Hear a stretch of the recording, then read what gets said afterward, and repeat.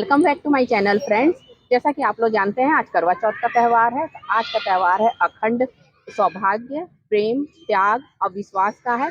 तो आज हमारे चौहान टाउन की ब्यूटीफुल लेडीज लोग करवा चौथ का व्रत की है। देखिए सब मेरे पीछे खड़ी हैं और इन लोग अपनी अपनी थाली लेकर तैयार हैं पूजा करने के लिए। तो आज हम इनसे मिलते हैं और इन लोग से देखते हैं आज इन लोग क्या नया करे हैं अपने लिए। जैसे आम जिंदगी में तो रोज तैयार होते हैं हम लोग, लेकिन आज के लिए लोग स्पेशल क्या किए हैं हम इनसे बात करेंगे और इनसे पूछेंगे।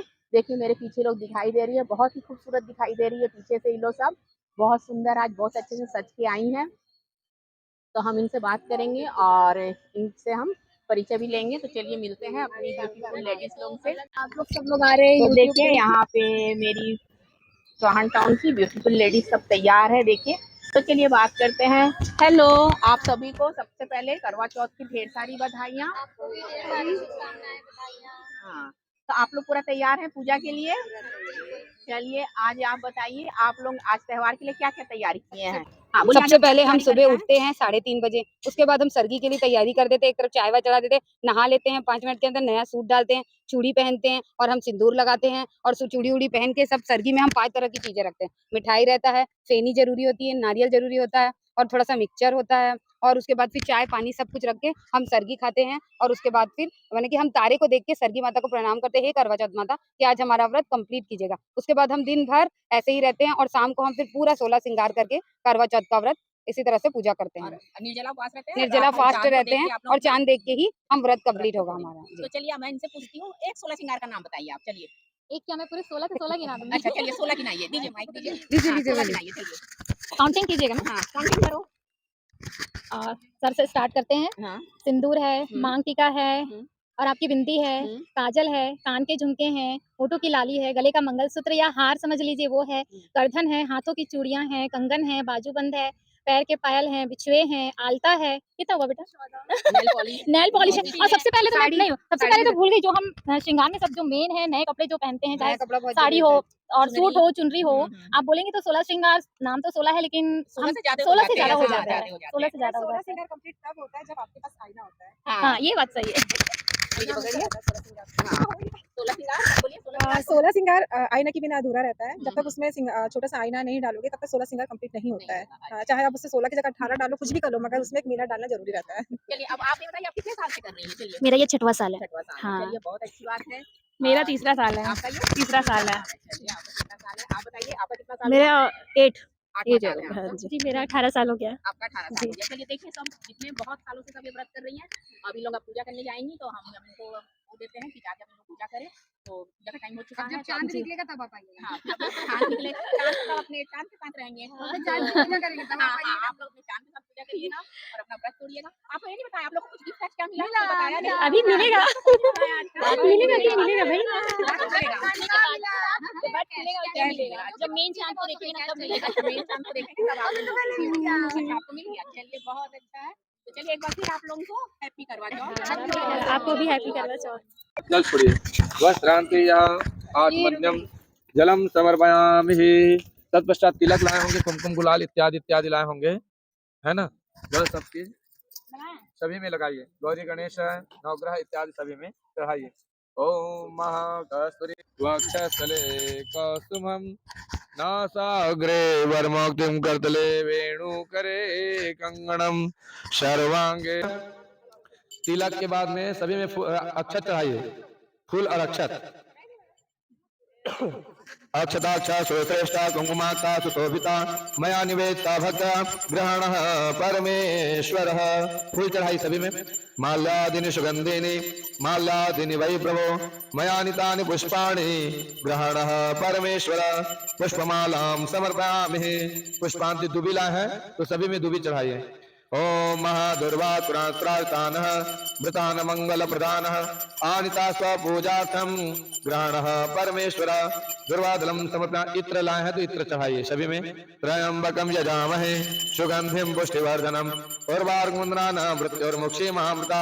सुगंधित तैलांति धूप जलाइए। अगरबत्ती या धूप लाए हैं? नहीं, धूप और अगरबत्ती जलाइए।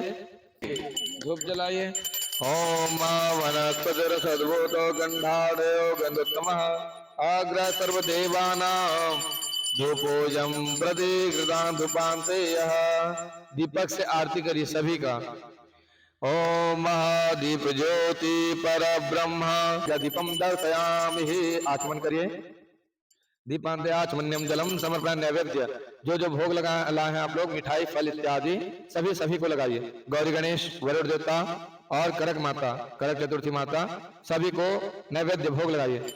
ओम महानाभ्या आसिदंतरिक्ष गुंशो देवहौ समर्वर्धता पद्भ्याम भूमिर्दिशा श्रोत्रा तथा लोकान् कल्पयन्नः तदेवमस् गोविन्द त्वमेव समर्पयत् ग्रहणा समुखवत्वा प्रसदा परमेश्वर अन्नपूर्णे सदा पूर्णे संग प्राणवल्लभे ज्ञान वैराग्य सिद्धार्थं भिक्षां दीक्षा पार्वती नैवेद्यम नैवेद्यामि।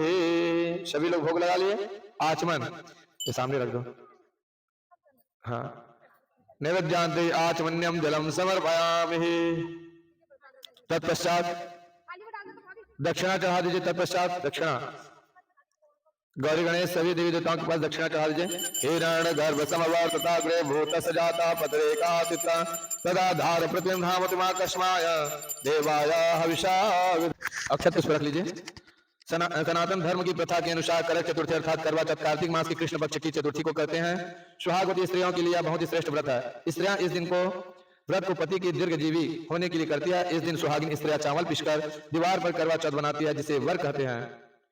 इस करवा चौथ में पति के अनेक रूप बनाए जाते हैं तथा सुहाग की वस्तुएं जैसे चूड़ी, बिंदी, बिछवा, मेहंदी और महावर आदि के साथ साथ दूध देने वाली गाय, करवा बेचने वाली कुम्हारी, महावर लगाने वाली नाइन, चूड़ी पहनाने वाली मनिहारिन, 7 भाई और उनकी इकलौती बहन, सूर्य, चंद्रमा, गौरव, पार्वती आदि देवी देवताओं के भी चित्र बनाए जाते हैं। सुहागिन स्त्रियों को इस दिन निर्जल व्रत रखना चाहिए। रात्रि को जब चंद्रमा निकल आए तब उसे अर्घ्य देकर भोजन करना चाहिए। पीली मिट्टी की गौरा बनाकर उनका पूजन करना चाहिए। करवा चौथ व्रत की प्रथम कहानी। मानधाता कहने लगे कि जिस समय अर्जुन नीलगिरी पर तप के लिए चले गए तो उनके पीछे द्रौपदी खिन्न होकर चिंता करने लगी कि अर्जुन ने बड़ा कठिन कर्म प्रारंभ कर दिया है, किंतु विघ्न डालने वाले शत्रु अनेक है। इस प्रकार चिंता करके श्री कृष्ण जी से सब विघ्नों का नाश करने का उपाय पूछने लगी। द्रौपदी ने कहा कि हे सर्व जगत के नाथ, आप मुझे एक ऐसा व्रत बताने की कृपा करें जिसके करने से सभी विघ्न दूर हो जाए। श्री कृष्ण ने कहा, हे महाभागे, श्री पार्वती जी ने भगवान शंकर जी से यही प्रश्न किया था। तब श्री शंकर जी ने पार्वती जी से जो कहा था, हे वरानने, वही करक चतुर्थी नाम का व्रत मैं तुमसे कहता हूँ, तुम ध्यान पूर्वक सुनो। यह सब प्रकार के विघ्नों का नाश करने वाला है। श्री पार्वती ने कहा कि हे भगवान, वह करक चतुर्थी का व्रत कैसे किया जाता है तथा उसका विधान क्या है? क्या पहले भी इस व्रत को किसी ने किया है? शंकर जी बोले, पार्वती, अनेक प्रकार के रत्नों से शोभायमान चांदी और सोने के भवनों से भरे विद्वान पुरुषों से सुशोभित, लोगों को वश में करने वाले दिव्य स्त्रियों से शोभायमान, जहाँ पर सदैव ही वेद ध्वनि होती है, ऐसे स्वर्ग से भी मनोहर परम रमणीक शुक्र प्रस्थपुर दिल्ली शहर में एक वेद शर्मा नामक ज्ञानी ब्राह्मण रहता था। उसकी पत्नी का नाम लीलावती था। उसको महापराक्रमी 7 पुत्र और संपूर्ण लक्षणों से युक्त वीरवती नाम की कन्या उत्पन्न हुई। उसकी आंखें नीलकमल के समान, मुख चंद्रमा के समान था। उसके विवाह के योग्य समय आ गया। समय आ जाने पर वेद शर्मा ने एक वेद शास्त्र के ज्ञाता विद्वान ब्राह्मण के साथ उनका विवाह कर दिया। इसके पश्चात वीरवती ने अपने भाइयों की पत्नियों भौजाइयों से गौरा का व्रत किया। फिर कार्तिक कृष्ण चतुर्थी के दिन व्रतोपवास कर सायंकाल में स्नान कर सभी ने भक्ति भाव से वट वृक्ष का चित्र बनाकर उसके नीचे शंकर जी, गणेश जी और स्वामी कार्तिकेय के साथ पार्वती जी का चित्र बनाया और ओम नमः शिवाय इस मंत्र से गंध पुष्प और अक्षत आदि से गौरा जी का पूजन किया। फिर शिव जी, गणेश जी तथा षडासन का अलग अलग पूजन करती हुई पकवान अक्षत दीपक से युक्त 10 करवा और गेहूं के पिसान और गुड़ के बने हुए पकवान तथा और भी अनेक प्रकार की फलादि भोज्य पदार्थों को अर्पण करके अर्घ्य देने के लिए चंद्रोदय की प्रतीक्षा करने लगी। इसी बीच वीरवती बाला भूख और प्यास की पीड़ा से मूर्छित होकर पृथ्वी पर गिर पड़ी। तब उसके सब भाई बांधव रुदन करने लगे। फिर वीरवती का मुख धोकर पंखे से हवा करके उसको ढाढ़स बनाने लगी कि अब चंद्रमा उदय होने ही वाला है। उसका एक भाई चिंता युक्त होकर एक महान वट वृक्ष पर चढ़ गया। बहन ने प्रेम से दुखी भाई ने जलती हुई लुकारी लेकर चंद्रमा के उदय होने का बहाना कर दिखाया। वीरवती ने चंद्रमा का उदय जानकर दुख का त्याग करके विधि विधान से अर्घ्य देकर भोजन कर लिया। इस प्रकार व्रत के दूषित हो जाने के कारण उसका पति मर गया। तब वीरवती ने अपने पति को मरा हुआ देखकर पुनः शिव जी का पूजन 1 वर्ष तक निराहार किया। वर्ष के समाप्त होने पर करक चतुर्थी का व्रत उसकी भौजाइयों ने किया। वीरवती ने भी पूर्वोक्त विधान से व्रत किया। तब जब उस दिन देव कन्याओं के साथ इंद्राणी वहां करक चतुर्थी का व्रत करने के लिए स्वयं स्वर्ग से वीरवती के पास आई, तब वीरवती ने इंद्राणी से सब बातें पूछी। वीरवती ने कहा कि मैं करक चतुर्थी का व्रत करके अपने पति के घर आई तो मेरे पति मृत्यु को प्राप्त हो चुके थे। मैं नहीं जानती कि किस पाप के कर्म से मुझको यह फल मिला है। हे मातेश्वरी, हमारे भाग्य में हमारे भाग्य से आप यहाँ आ गई है, सो मेरे पति को जीवित करके मुझ पर कृपा कीजिए। इंद्राणी ने कहा कि हे सुभगे, गत वर्ष जो तुमने अपने पति के घर में करक चतुर्थी का व्रत किया था, तो बिना चंद्रमा के उदय होते ही तुमने अर्घ्य दे दिया। इसी से व्रत दूषित हो गया और तुम्हारा पति मृत्यु को प्राप्त हो गया। अब तुम यत्न के साथ इस करक चतुर्थी का व्रत करो, तत्पश्चात इस व्रत के प्रभाव से मैं तुम्हारे पति को जीवित कर दूंगी। श्री कृष्ण जी कहने लगे कि हे द्रौपदी, इंद्राणी के वचन सुनकर वीरवती ने विधान पूर्वक उस व्रत को किया।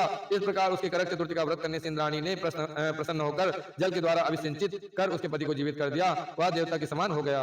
इसके पश्चात वीरवती अपने पति के साथ घर आकर आनंद पूर्वक रहने लगी। वीरवती के व्रत के प्रभाव से उसका पति धन धान्य पुत्र तथा आयु को प्राप्त हुआ। इसलिए तुम भी इस व्रत को यत्न पूर्वक करो। सुत जी कहने लगे कि हे ऋषियों, इस प्रकार से सुत जी कहते हैं कि श्री कृष्ण जी के वचनों को सुनकर द्रौपदी ने इस करवा चौथ का व्रत किया, जिसके प्रभाव से संग्राम में कौरवों पर विजय प्राप्त करके अतुलनीय राज्य को प्राप्त किया, जिससे उनका सब दुख जो है दूर हो जाता रहा।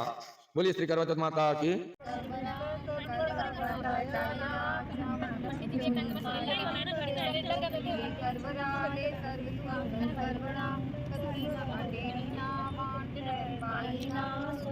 जगाईना रुठिणा मनाईना वीरों करवड़ा सर्व स्वागत करवड़ा करवड़ा बटाईना चोरी करे तेरी ना कौन पाईना सुतड़ा जगाईना रुठिणा मनाईना रे वीरों करवड़ा सर्व स्वागत करवड़ा करवड़ा ने चोरी करे तेरी ना कौन पाईना सुतड़ा जगाईना रुठड़ा मनाईना देवो कुड़िए करवड़ा सर्व स्वागत करवड़ा कतीना अटेरीना वाण पैर पाईना सुतड़ा जगाईना रुठड़ा मनाईना देवीरो कुड़िए करवड़ा सर्व स्वागत करवड़ा। अपना अपना खाली हो गया ना, एक एक बार वो कर।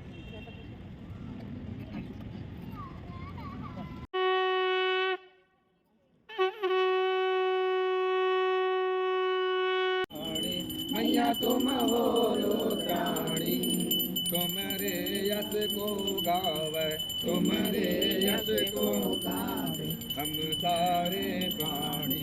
ओम जय करवा माता। कार्तिक बदी चतुर्थी जो नारे व्रत करे, मैया जो नारी व्रत करे, पति हो वै दीर्घायु, पति हो वै दीर्घायु, दुख जा दूर करे। ओम जय करवा माता। रहे सुहागन हमेशा ऐसी हर नारी, मैया ऐसी हर नारी। गणपति बने कृपालु, गणपति बने कृपालु, विघ्न करे भारी। ओम जय करवा माता। करवा माता की आरती जो कोई गावे, मैया जो नारी गावे। कहत भक्त आसारानी, कहत भक्त आसारानी, मन वांछित फल पावे। ओम जय करवा माता। ओम जय करवा माता, मैया जय करवा माता। जो कोई तुमको ध्याता, जो कोई तुमको ध्याता, पार उतर जाता। ओम जय करवा माता। ओम जय करवा माता। ओम जय करवा माता। बोलो करवा माता की जय। कर्पूरगौरं करुणावतारं संसारसारं भुजगेन्द्रहारं सदा वसन्तं हृदयारविन्दे भवं भवानी सहितं नमामि। कपालमाला पितालिकालं कपालमाला शिशुधराय दिगम्बराय दिगम्बराय नमः शिवाय नमः शिवाय नमः शिवाय। नमः। 3 बार प्रदक्षिणा करिए। ओम महायानि कानि च पापानि जन्मांतरकृतानि च तानि सर्वाणि नश्यन्ते प्रदक्षिणायां पदे पदे। ओम दीपं दर्शयामि। आचमन करिए अपने अपने आरती पर। दीपांत आचमन्यम जलम समर्पयामि। जल छिड़क लीजिए सब पर। ओम जय हो शांति अंतरिक्ष शांति पृथ्वी शांति आपका शांति रोज शांति। मेरा ब्लॉग देखिएगा। अगर आप लोगों को मेरा ब्लॉग अच्छा लगेगा तो लाइक करिएगा, शेयर करिएगा और मेरे चैनल में आप नए होंगे तो मेरे चैनल को सब्सक्राइब करिएगा। Thank you. फिर मिलते हैं अगले वीडियो में, तब तक के लिए बाय बाय।